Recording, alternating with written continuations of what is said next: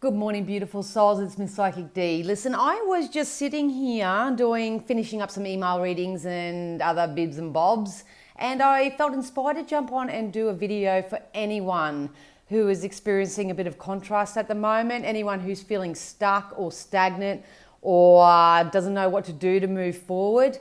I'm getting that a lot at the moment, so I thought if I jumped on here and I could give you my top 4 tips for getting through what you're currently going through. It may be helpful for you, it may be not, but hey, a girl's got to try, hasn't she? So my heart goes out to everybody who is struggling right now, especially when it comes to your mental or emotional health. You are not alone. There's a lot of people going through it. But I'm a firm believer, as you will always hear me say, that it's not what happens to you, it's how you deal with it. Now, I'm not going to sit here like I'm a magician and I can just solve everybody's problems for them, especially when it comes to mental health. For those who know me, know that we, on the maternal side of my family, mental health struggles do exist. I have lost my brother to suicide from his mental illnesses, so I know exactly what it's like. But at the end of the day, I've been in that position where I thought that was my next best logical step, but I got myself out of it. So I'm just here as a real life person to give you some tits and bits, whatever I did to help you move forward. So yeah, this video may be for you. All right, so the first thing that I would guide a lot of people to do is to stop, take a breath. Most people know when they're getting a little bit out of control, if you know what I mean, or life's getting a bit out of control, or whether their mental awareness is getting a little bit under control. So if you do have that awareness and you have the ability to sort of stop, please just take a breath. Take a breath. And it's really important that you choose to soothe yourself through these moments. One really important thing to know is that there is in no way that you're ever going to get to the space of a problem to the space of the solution, from the space of the problem.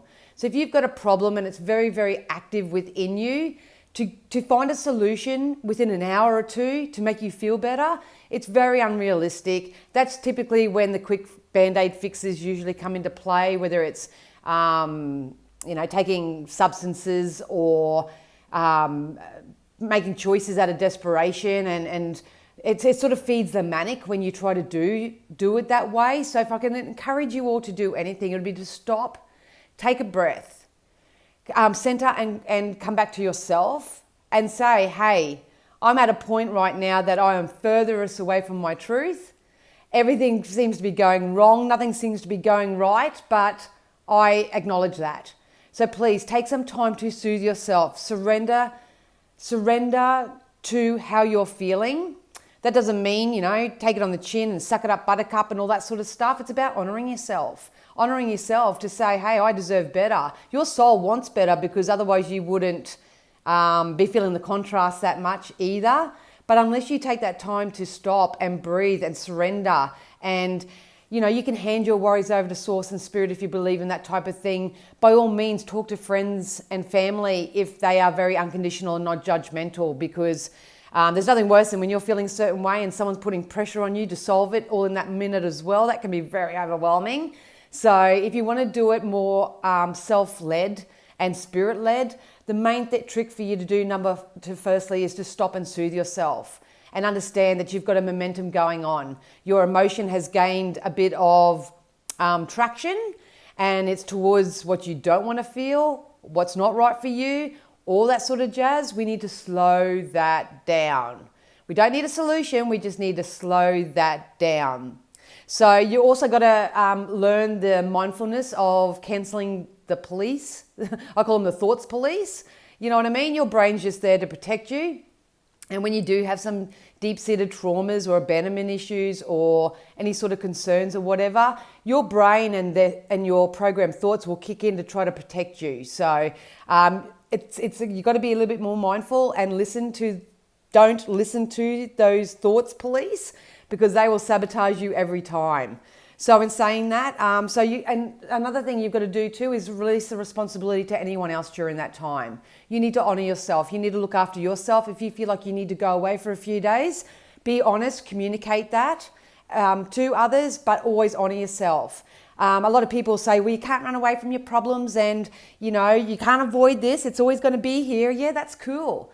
But what we want to do is we want to face the contrast through the best possible feeling space that we can, not out of desperation, worry, concern, fear, guilt, or the worry of repercussion. You know what I mean? So yeah, please really release the responsibility as well that you feel that you have towards others. You should come first and foremost. Okay, so the next step after you find that you can do that for yourself is to choose better feeling thoughts and beliefs for yourself. You can also include better activities. So if you can feel yourself getting out of sync with who you really are is joyous and blissful and abundant and prosperous and optimistic and all that sort of jazz. If you feel that you're not in alignment with that exactly, please honor yourself, take that time out, and then choose some better feeling thoughts. For me, I love affirmations. I love self-scripts. I love doing physical activities. Like for me, how do I soothe myself as I clean? I love turning to cleaning, and that way I can just sort of sift and sort through all the emotions, and I can sort of find a bit of peace and balance in myself till I can finally go, okay, well, what's next? What's next? But unless you soothe yourself and you entertain yourself with more positive things in those moments, obviously life is going to get away from you, and that's what we're going to try to prevent. So I've got a bit of a list in front of me because obviously all this off the top of my head, it's a bit hard for me. But so some better feeling thoughts and activities you can do is that you can list and bask all of your best qualities. You can just sit down and write a list. So instead of hating on yourself and loathing yourself and putting yourself down and ridiculing yourself, you can make it the positive choice to say, hey, I do have some good bits. I've got some great bits. What are those bits? And you start listing those things down. It's not vain. It's not egotistical. It's none of that. It's empowerment. It's how you build your resilience. The more you know who you are, the more you'll attract who you are, and the better that you can get on top of whatever it is that's weighing you down. So you can focus on and be influenced by those who are doing what you want to do. So I know I love to turn to Tony Robbins when I'm feeling a bit flat because he just kicks me in my ass every time. Mel Robbins even. Mel Robbins is another lady. Lisa Nichols is someone that I turn to. If I'm feeling really overwhelmed, Abraham Hicks for the spiritual side of things. But I have my little go-to people, and when I feel myself getting really overwhelmed or I feel like I'm losing control, so to speak, I'll go and pop on them, because sometimes it's not even what they say, it's just the vibration, it's just the energy of being around people like that really help me. You can do rampages of appreciation also. So it's about turning the other cheek. Instead of sitting there going, this is going wrong, that's going wrong, this is going wrong, I can't do this right, and I'm worried they're going to leave, and you got all that going on. How about you bring yourself back? Once again, collect yourself, soothe yourself, and go on rampages of appreciation. What do you appreciate right now? I appreciate that I have a roof over my head. I appreciate that I have food on the table. I appreciate that I have a car that gets me around from A to B and C and D and all that sort of stuff. I appreciate my friends. My friends are amazing. I appreciate social media because I can get on there and actually be inspired and learn so many different things from such a wonderful resource. I appreciate my family. I appreciate the floor I walk on. I appreciate the clothes that keep me warm. You just do rampages of appreciation, and that just shifts that momentum into more of the things that you do want and the things that you do have appreciation and gratitude for, as opposed to the things that are going pear-shaped and going wrong and, feel a bit crappy. So when you do that, you should honestly, the more practice, it takes practice. You have a momentum, and it's like a muscle. You've got to use your positive muscle more than the negative muscle. So it's really important to stay active too. The worst thing you can do for yourself is to stay in bed, sit in a chair. That can be conducive for a little amount of time. But if you are going to lay down, if you just don't have the physical energy to do anything, pop on a meditation, do a visualization. Picture your life in 3, 6, 12 months' time. What does it look like to you? Put on some beautiful, soothing music. Listen to some mantras, some affirmations. Do whatever you can to stay a little bit more active. If you can, getting out, obviously, and connecting with Mother Nature would be wonderful. Go for a walk, a jog, a sprint. Hang from the power lines if you want to. Don't do that. But you do what you want to do. But it's about doing the opposite of what you know is keeping you emotionally and mentally and spiritually stagnant. So yeah, so I would move your body as much as you can. Even if you probably have to push your way through it, but when you get out the other side, you'll be so grateful you did. Soothe yourself in your now. That's all you can ever do. Try to reach for the best possible feeling thought, even if that is just acknowledging that you're feeling less than. There's nothing wrong with that either. Please don't let anyone else think that it is. And it's not fight or flight. It's law of attraction. You've got to soothe yourself and attract from the best possible version of yourself that you can. And if you feel like you can do those 3 simple steps and you get into a better feeling space, you can start creating lists of those things that you do want. Because if you're experiencing things that you don't want right now, you know what you do want. Your internal guidance system will always guide you and will tell you what it is. If you don't want to feel overweight and lethargic anymore, spirit will. Your internal guidance will say, how about you just do a 5-minute dance to a song, or how about you go for a 10-minute walk, or how about you try this or do this. Your next best logical step will come, but it's up to you to feel good enough and love and honor yourself enough to take that first step forward. So you can create lists of what you want. You can create lists of what excites you. So even though you're physically not doing anything, you're getting to that emotional space of what excites you. What excites you? Does getting up and doing your makeup and going out and having coffee with friends, or having a cocktail on a Friday afternoon, having beer with mates, going for long drives, going camping. You don't have to physically go and do it, but you can go there in your emotional space. You can go there in your mind and your visualization. And when you do that, you are basically placing your order with the universe and saying, more of this, please, more of this, please. You do that consecutively, and then you'll probably get a phone call from your mate and say, hey, we're going camping on the weekend. Do you want to come? And it's like, yeah. Or, some friends may ring up and say, look, we're having cocktails down the beach on the weekend. Do you want to come and join us there? And you're, yay. Your opportunities will come in. But it's about soothing yourself enough so you can get into alignment and mentally and emotionally with what it is that you want. So one last thing that you can try as well, just quickly, is that you can write yourself a love letter. No one knows you better than you. So why not write yourself a love letter? So write down all the wonderful things that you're going to honor yourself with. Write down all the things that you do want. Write down everything that you are and what you're trying to create in your experience. Tell yourself of your plans. What are your plans? Obviously, even if you just start off with one sentence, that's enough, and you will build on that. But it's about making daily practices that you do for yourself that help you shift this momentum. It's not I just do this practice and I get this result. It doesn't work. Life is an energy exchange, and life is momentum.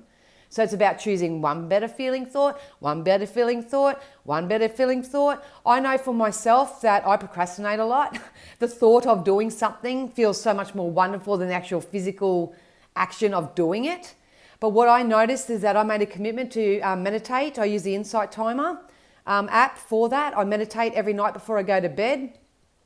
And I actually just realized in self-reflection that it took me 61 days of consistent meditation to get me to the point of where I am now actually putting physical action into my goals and my dreams and desires. Excuse me, I'm choking. So yeah, it's taken me 60 days. They do say it takes 21 days to break a habit. So what most people do is they try something, they only do it for like 7 days or something, and they go, this didn't work. This didn't work. I've tried that. You've got to stay committed. It does take 21 days to break a habit, to start a new behavior. Like I said, I just meditated for 61 days. I remember it, 61. And now I'm putting in the physical action. So much so to the point that I've been drinking a litre of celery juice every morning when I'm a 4 cup of coffee and 6 cigarette kind of person. So it does change, but it does take time. So it's really important that you take it easy on yourself. I'm just going to quickly finish off with reading you a quick script that I wrote. If you do need any help with scripts and affirmations, please let me know. But something that I would like to remind you of, and like I say, I keep a book of scripts. I write them down all the time, especially when it just comes to me or if I'm feeling overwhelmed. I've trained myself well enough to know if I don't want that, then what's the opposite of that, and I just write it down. So what we would love for you to know today is that your life is right now. It's not later. It's not in that time of retirement. It's not when your lover gets here. It's not when you've moved into that new house. It's not when you get the better job. Your life is right now. It will always be right now. you might as well decide to start enjoying your life right now, because it's not even going to get better than right now until it gets better right now. So if you're willing to get better right now, jump over to the Spiritual Shack. There's lots of enlightened people over there as well. I'll put the link down below, but for now, if that helps you in some sort of way, then I'm glad. If you want to see more of these types of videos, please let me know. But if not, I wish you well. And so much love to you and your families. All right, guys, bye.